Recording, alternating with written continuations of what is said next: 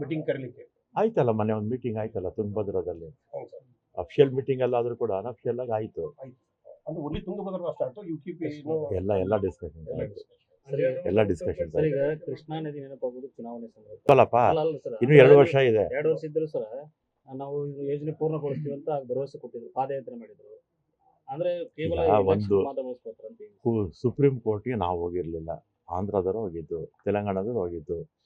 ಆಮೇಲೆ ಒಂದಷ್ಟು ವರ್ಷ ಆದಮೇಲೆ ಈ ಥರ ಇನ್ನು 2050ಕ್ಕೆ ಮುಗಿದೋಗುತ್ತೆ, ಬೇಗ ನೋಟಿಫಿಕೇಶನ್ ಮಾಡಿ ಅಂತ ನಾವು ಒತ್ತಾಯ ಮಾಡ್ತಾಯಿದ್ವಿ ಸುಪ್ರೀಂ ಕೋರ್ಟಿಗೆ. ನಾವು ಒತ್ತಾಯ ಮಾಡ್ತಾ ಇರ್ತಕ್ಕಂಥದ್ದು. ಆಮೇಲೆ ನಮಗೂ ನಷ್ಟನೇ, ಅವ್ರಿಗೂ ನಷ್ಟನೇ. 2 ರಾಜ್ಯಗಳಿಗೆ ನಷ್ಟನೇ ಇದು. 3 ರಾಜ್ಯಗಳಿಗೆ ನಷ್ಟ ಆಗುತ್ತೆ. ಅದರಿಂದ ಅರ್ಥಕೋಬೇಕು, ಅವರು ನಾವು ಎಲ್ಲ ಅರ್ಥಕೊಂಡು ಜೊತೆಲಿ ಹೋದರೆ ಎಲ್ರಿಗೂ ರೈತರಿಗೆ ಲಾಭ ಆಗುತ್ತೆ. ಮೊನ್ನೆ ತಾನೇ ತೀರ್ಮಾನ ಆಗಿದ್ದು, ಎಷ್ಟು 3 ತಿಂಗಳಾಯ್ತಾ? ಇಲ್ಲಪ್ಪ, ಮೊನ್ನೆ ಅಕ್ಟೋಬರ್ ನವಂಬರಲ್ಲಿ CM ಎಲ್ಲ ಬಂದಿದ್ರಲ್ಲ, CM DCM ಬಂದಿದ್ರು. ಈಗ ಈ ಸಲ ಬಡ್ಜೆಟಲ್ಲಿ ನೋಡೋಣ. ನಾನು ಹೇಳಿದ್ದೀನಿ ಇದೆಲ್ಲ ಕೂಡ 3 ವರ್ಷದಲ್ಲಿ ಮುಗಿಬೇಕು, ಲ್ಯಾಂಡ್ ಎಕ್ವಿಷನ್ದು. ಇಲ್ಲಾಂದ್ರೆ ಆಮೇಲೆ ಬೇರೆ ಬೇರೆ ಸಮಸ್ಯೆಗಳು ಉದ್ಭವ ಆಗುತ್ತೆ. ಎಷ್ಟು ಬೇಡಿಕೆ ಇಡ್ತೀವಿ ಸರ್? ಎಷ್ಟು ಬೇಡಿಕೆ ಇಡ್ಬೋದು? ಬೇಕಾಗುತ್ತೆ, ಒಂದು 70,000 ಕೋಟಿ ಬೇಕಾಗುತ್ತೆ. ಸರ್ ತಮ್ಮದು ಅಸಾಧಾರಣ ಅಲ್ಲಿ ಇರೋದು ನಮಗೆ ಅಲೋಕೇಶನ್ ಆಗಿರ್ತಕ್ಕಂಥ ನೀರಲ್ಲಿ ಅವರು ಆ ಥರ ಬಳಸ್ಕೊಳ್ಳೋಕೆ ಅವಕಾಶ ಇಲ್ಲ. ಅವ್ರಿಗೆ ಹೆಚ್ಚುವರಿಯಾಗಿ ನೀರಿದ್ದರೆ ಅವ್ರು ಬಳಸ್ಕೋಬೋದು. ಅದಕ್ಕೆಲ್ಲ ಕೂಡ ಕೇಂದ್ರ ಸರ್ಕಾರದ ಅನುಮತಿ ಬೇಕಾಗುತ್ತೆ. ನಾವು ಕೂಡ ಅಷ್ಟೇ, ನಾವು ಏನಾದರೂ ಡಿವಿಯೇಷನ್ಸ್ ಮಾಡಿದ್ರೆ ಅಥವಾ ಹೆಚ್ಚುವರಿಯಾಗಿ ನೀರು ಬೇಕಾಗಿದ್ದರೆ ನಾವು ಅನುಮತಿ ತಗೊಂಡೇ ಮಾಡಬೇಕಾಗತ್ತೆ. ಕಳೆದ 3 ವರ್ಷದಿಂದ ಬಟ್ ಆಗಲೇಬೇಕಲ್ಲಪ್ಪ. 2 ತಿಂಗಳಾಯ್ತು ಸರ್. ಎಷ್ಟು 2 ತಿಂಗಳೆಲ್ಲ, 1.5 ತಿಂಗಳಾಯಿತು. ಸಚಿವ ಸಂಪುಟ ಆಗಲೇಬೇಕು, ಆಗುತ್ತೆ. 25ರೊಳಗೆ ಆಗುತ್ತೆ ಅಂತ ನನ್ನ ಅಭಿಪ್ರಾಯ. ಯಾಕಂದರೆ ಮೊನ್ನೆ ಕ್ಯಾಬಿನೆಟ್ಟಲ್ಲಿ ಮುಖ್ಯಮಂತ್ರಿಗಳು ಹೇಳಿದ್ದಾರೆ. ಇವತ್ತು ದೆಹಲಿ ಹೊರಟ್ರಾಗಲೇ ಅವರು, ಮಾಜಿ ಮುಖ್ಯಮಂತ್ರಿಗಳು, ನಮ್ಮ ಅಧ್ಯಕ್ಷರು ಎಲ್ಲ ದೆಹಲಿಗೆ ಹೋಗಿದ್ದಾರೆ. ಕೆಲಸ ಮುಗಿಸ್ಕೊಂಡೇ ಬರ್ತಾರೆ ಅಂತ. ಕಗ್ಗಂಟೆನೇ ಇಲ್ಲ, ಆಕಾಂಕ್ಷಿಗಳು ಜಾಸ್ತಿ ಇರುತ್ತಲ್ವ. ಸಹಜವಾಗಿ ಪ್ರಾತಿನಿಧ್ಯ ಕೊಡಬೇಕಲ್ಲ, ಜಿಲ್ಲೆವಾರು, ವಿಭಾಗವಾರು ಮತ್ತು ಜಾತಿವಾರು ಕೊಡಬೇಕಲ್ಲ.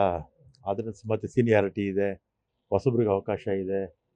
ಅದರಿಂದ ಸ್ವಲ್ಪ ತಡ ಆಯಿತು. ಆದರೆ ಈ 25ಕ್ಕೆ ಮುಂಚೆ ಮುಗಿದೋಗುತ್ತೆ. ನಾನು, ಮುಖ್ಯಮಂತ್ರಿಗಳು ಇಬ್ಬರೂ ಕೂಡ ಮಹದಾಯಿ ಬಗ್ಗೆ, ಮೇಕೆದಾಟು ಬಗ್ಗೆ, ಅಪ್ಪರ್ ಕೃಷ್ಣ ಬಗ್ಗೆ ಮತ್ತು ಅಪ್ಪರ್ ಭದ್ರಾಗೆ ಹಿಂದೆ 5,300 ಕೋಟಿ ಕೊಡ್ತೀವಿ ಅಂತ ಹೇಳಿದರು. ಅದು ಕೊಟ್ಟಿಲ್ಲ. ಅದ್ರ ಬಗ್ಗೆನೂ ಜ್ಞಾಪಿಸ್ಬಿಟ್ಟು ಬಂದಿದ್ದೀವಿ. 5,300 ಕೋಟಿ ಒಟ್ಟಾಗಿ ಕೊಡದೇ ಇದ್ದರೂ ಒಂದು 2-3 ಕಂತಲ್ಲಾದರೂ ಕೊಡಿ ಅಂತ ಹೇಳಿದ್ದೀವಿ. ಅಪ್ಪರ್ ಭದ್ರಾ ಮತ್ತು ಇದು ಎತ್ತಿನಹೊಳೆ ನಮ್ಮ ಅವಧಿಯಲ್ಲಿ ಮುಗಿದೋಗುತ್ತೆ. ಅಂದರೆ ಒಂದು ಅರ್ಧಕ್ಕೆ ಈ ವರ್ಷದಲ್ಲೇ ಆಗೋಗುತ್ತೆ. ಅರ್ಧ ಒಂದು 100-150 ಕಿಲೋಮೀಟ್ರ್ ಎರಡೂ ಕಡೆ ಹತ್ತಿರ ಬಂದುಬಿಡ್ತೀವಿ.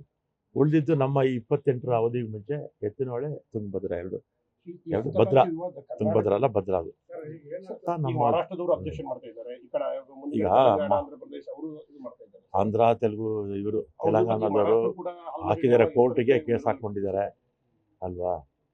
ಮತ್ತು ಒಂದು ಕಡೆ ಕಾನೂನು ಹೋರಾಟ ಇರುತ್ತೆ, ಇನ್ನೊಂದು ಕಡೆ ಕೇಂದ್ರದ ಜಲಶಕ್ತಿ ಮಂತ್ರಿಗಳು ಕರೀಲಿ, ನಮ್ಮನ್ನು ಅವ್ರನ್ನು ಕರೀಲಿ, ಕರೆದು ಅಮಿಕಬಲ್ ಆಗಿ ಹೋದರೆ ಒಳ್ಳೇದಲ್ವಾ.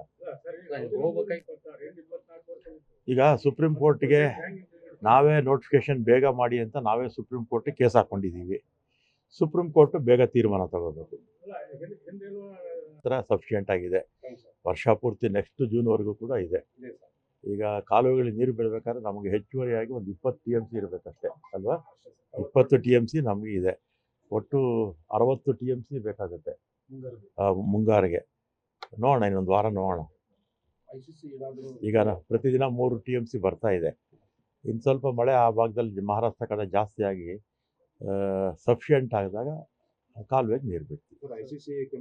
ಆಗಿದೆ, ಇನ್ನು ಪೂರ್ತಿ ಆಗಬೇಕು ಅಂತ ನಾನು ಕೂಡ ಇನ್ಸ್ಟ್ರಕ್ಷನ್ಸ್ ಕೊಟ್ಟಿದ್ದೀನಿ. MD ಬೇಕಾದ್ರೆ ಇಲ್ಲಿ ಅಲ್ಲಿ 2 ಕಡೆ ಓಡಾಡಲಿ. ಉಳಿದಿರ್ತಕ್ಕಂಥದ್ದು ಅಲ್ಲಿ ಅಧ್ಯಕ್ಷರು, ಉಪಾಧ್ಯಕ್ಷರು ಬೆಂಗಳೂರಲ್ಲಿ ಇರುತ್ತೆ ಕಚೇರಿ.